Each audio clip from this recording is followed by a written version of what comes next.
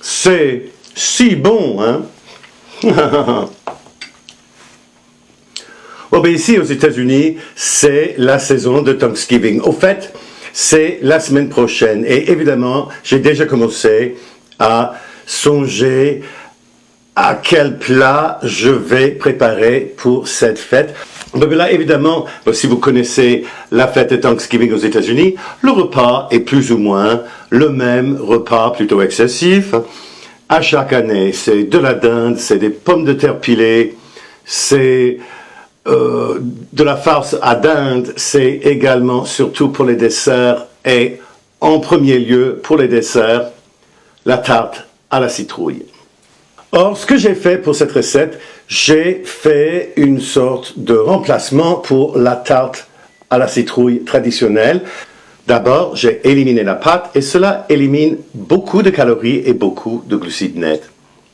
Et là aussi, ce que j'ai fait, c'était, au lieu de faire toute une grosse tarte, j'ai fait des portions individuelles dans des petits pots. Donc, c'est des pots de crème à la citrouille keto que nous allons préparer aujourd'hui. Je crois que ça va vous plaire.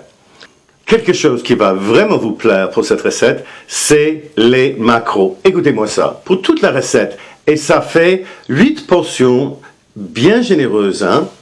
Pour toute la recette, hein, ça revient à 1135,3 calories, 31,7 grammes de glucides nets, 32,7 grammes de protéines et 84 grammes de gras. Divisé en 8 portions, ça revient à, vous n'allez pas le croire, hein, par portion seulement 142 calories, hein, 4 grammes de glucides nets, 4,1 grammes de protéines et 10,5 grammes de gras.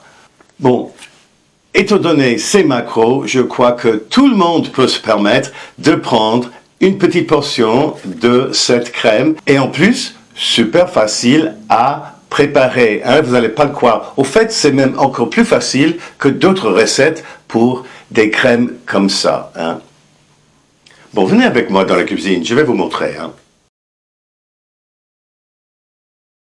Préchauffez votre four à 175 degrés centigrades, soit 350 degrés Fahrenheit, et faites chauffer de l'eau parce qu'il va vous en falloir tout à l'heure pour faire un bain-marie. Vraiment très facile cette recette pour les crèmes. Pas besoin de faire cuire quoi que ce soit, la crème avec les œufs, avant de mettre nos petits pots au four. Là, on va tout simplement mélanger tous les ingrédients. Ça commence avec 5 œufs. Et ce que je vais faire, je vais tout simplement les battre jusqu'à ce que ça soit plus ou moins homogène.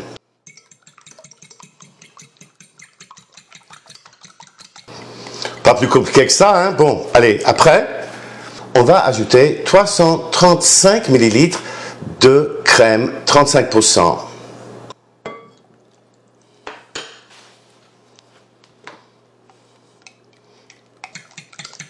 On va l'incorporer vite fait. Et ensuite, une demi-cuillère à thé d'essence de vanille. Ensuite, 3/4 de tasse, c'est 130 grammes d'érythritol en poudre. Parfois, ça a des grumeaux, alors j'utilise un passoire pour les éliminer, comme ça, vite fait.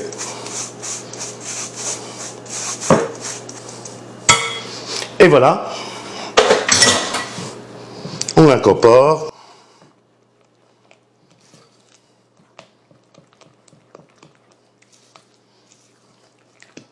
La fourchette est peut-être un peu plus efficace.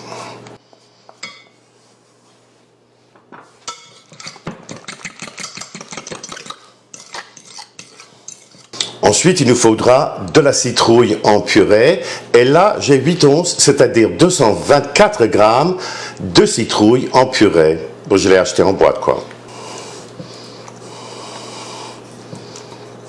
Il nous faudra également des épices. Ce sont les mêmes épices que pour le pumpkin pie, pour la tarte à la citrouille américaine.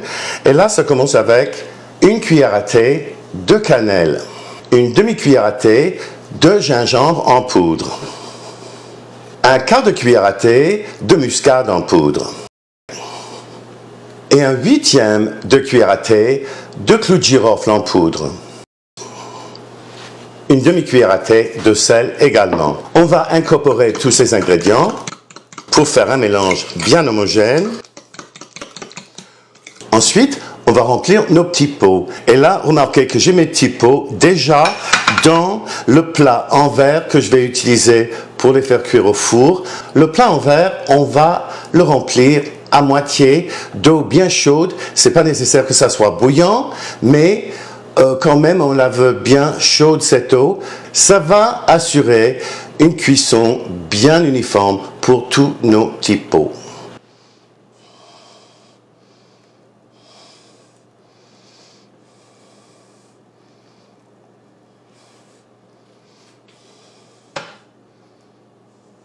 Préparer un bain-marie, c'est bien facile.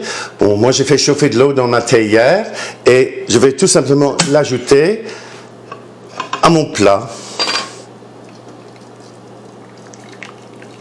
2 cm d'eau à peu près. Voilà. Nos petits pots sont prêts à mettre au four à 175 degrés centigrades, c'est 350 degrés Fahrenheit, pour 30-35 minutes.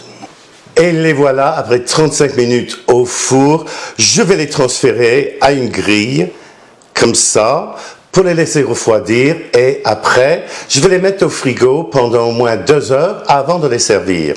Écoutez, avant de partir, n'oubliez pas de liker la vidéo, de la commenter ici chez YouTube, de la partager chez Facebook et ailleurs dans les médias sociaux, et aussi de vous abonner à ma chaîne. Cela aide ma chaîne à se développer et cela vous aide à retrouver mes vidéos, surtout si vous cliquez sur la clochette de notification. Merci beaucoup d'avoir été avec nous autres aujourd'hui chez Tim Talks Cooking.